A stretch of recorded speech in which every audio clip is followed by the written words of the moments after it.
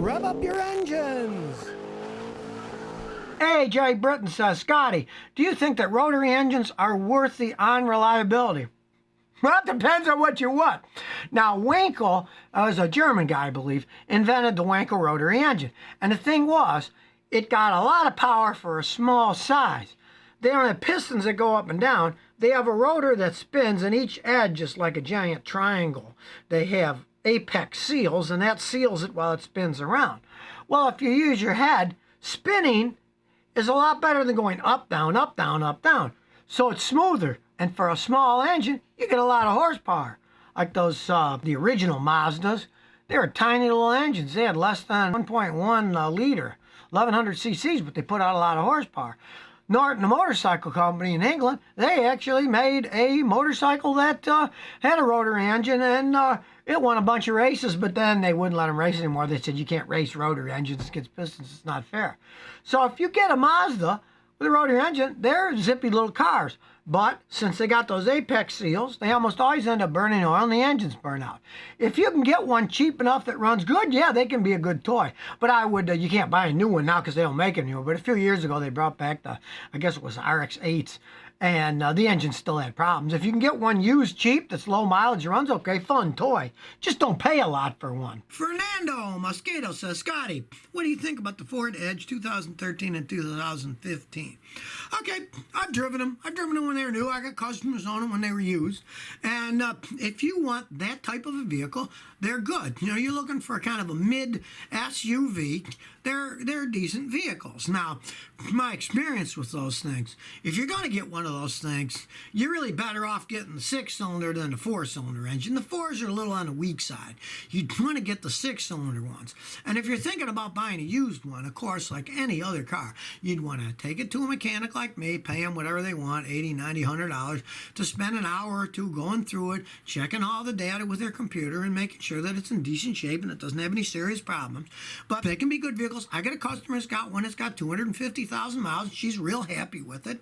You know, she got the 6-cylinder engine, and she doesn't beat it. She's a normal driver, and she's been pretty happy with the thing. Fake name says, Scotty, please help. I got a 2000 Neon. My passenger threw up in a defroster, man. How can I clean it out? Do I need to pull the dash? You would be better to pull at least that part out to clean it, because once that stuff is in there. Now, I found something that works quite well. They make these ultrasonic cleaners. And if you can clean that as good as you can out, take some of the dash out and get in there with like a vac and suck all the crud out that you can and spray Lysol and suck it out. If you get it ultrasonically clean, that often will get rid of the rest of the smell in it. And I did find there's a lot of these good air purifiers that you can buy and put it in, and that they do have good filters and good cleaners, that they'll be putting negative ions out, and that will get rid of a lot of the smell over time. It'll be gone completely. I've had very good luck with a lot of that stuff. And there also are a lot of cleaning sprays now that are biologically activated, where you spray them in the vents and they're little bacteria that actually will eat all that stuff up and then get rid of it. You might want to try one of those. I've had people have good luck with some of those. Next year says, please help me, Mr. Scotty. I got a 1998 Proton Jaguar. What do you think about SDP products? They make very good product. They always had.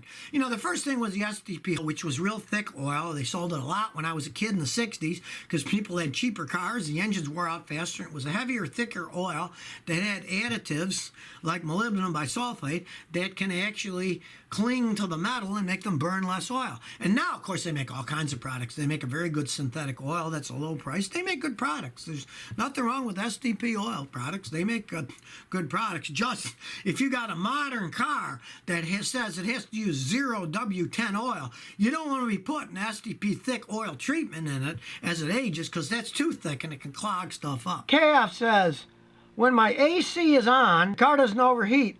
And when I drive it, it'll try to overheat, but not as much as when I stand still. Thanks. That is a classic sign of your cooling fans aren't working right. When your cooling fans are working right, they suck a lot of air through the radiator and cool the engine.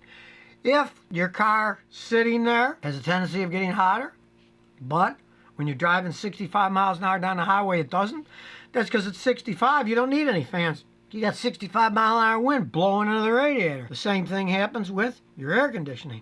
If you turn your air conditioning on, that will automatically turn your cooling fans on in most cars full blast.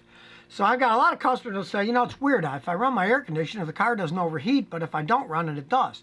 That means that the cooling fans aren't working when you have the engine running by itself, but there's a separate system that runs the cooling fans when you turn the AC on, and that one was working. So I'd check the cooling fans if I were you. So if you never want to miss another one of my new car repair videos, remember to ring that bell.